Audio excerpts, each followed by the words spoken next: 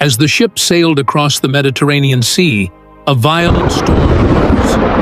The winds howled, the waves crashed, and the ship was tossed like a toy in the raging waters. The sailors, terrified, cried out to their gods for help. Meanwhile, Jonah was fast asleep below deck. Once upon a time, in the ancient city of Joppa, there lived a man named Jonah. He was a prophet, chosen by God to deliver messages to his people. One day, God spoke to Jonah with a clear command. "Go to the great city of Nineveh and preach against its wickedness. The people there have turned away from me, and they must be warned." But Nineveh was no ordinary city. It was the capital of the Assyrian Empire, a place known for its cruelty and sin. The thought of going there filled Jonah with fear.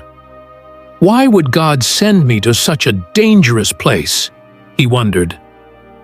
Instead of obeying, Jonah decided to run away. He boarded a ship headed in the opposite direction, toward Tarshish, as far from Nineveh as he could get. As the ship sailed across the Mediterranean Sea, a violent storm arose. The winds howled, the waves crashed, and the ship was tossed like a toy in the raging waters.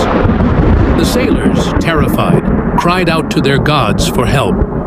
Meanwhile, Jonah was fast asleep below deck, trying to escape not just the storm, but the weight of his disobedience. The captain woke Jonah and demanded, "How can you sleep at a time like this? Pray to your God. Maybe he will save us." The sailors cast lots to determine who was responsible for the storm, and the lot fell on Jonah. "Who are you, and what have you done?" they asked. Jonah confessed, "I am a Hebrew, and I worship the Lord, the God of heaven, who made the sea and the land. I am running from him, and this storm is my fault." The sailors were horrified. "What should we do to calm the storm?"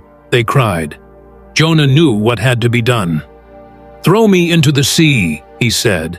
"Then the storm will stop, and you will be safe." Reluctantly, the sailors lifted Jonah and tossed him overboard. As soon as he hit the water, the storm ceased, and the sea grew calm. But Jonah's story was far from over. As he sank into the depths, a massive whale, sent by God, swallowed him whole. Inside the belly of the whale, Jonah found himself in complete darkness. For 3 days and 3 nights, he prayed,